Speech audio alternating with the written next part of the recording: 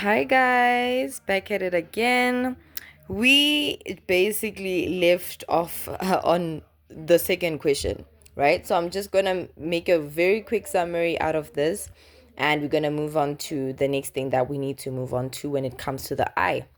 So this is an introduction, guys. You can go back to my previous video where I'm explaining the eye, its function, why is it there, how are we receiving these nerve impulses through the eye itself to, the photoreceptors, knowing that what the stimulus is actually the light, and the rods and cones converting that stimulus into a nerve impulse. So guys, you will see what happens, right, as you watch my video. So the second question is, how is it responsible for sight? Now we know that the purpose, we outlaid the purpose. It's responsible for light. It is responsible for conducting sight. It is responsible for sight. Sorry, not for light.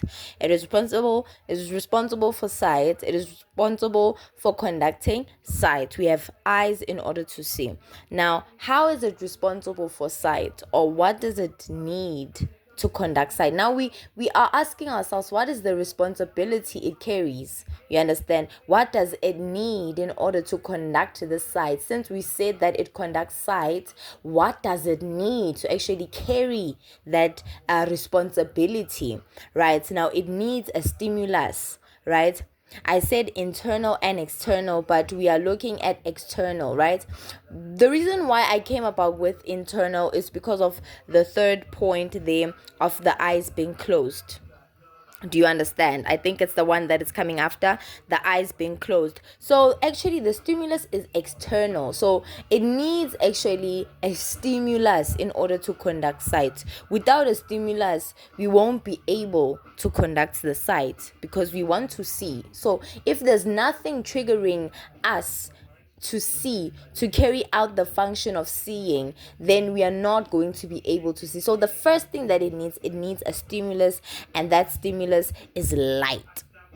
That's the second point, the number 2. That stimulus is light, right? So another example is when the eyes are closed. What happens during the process?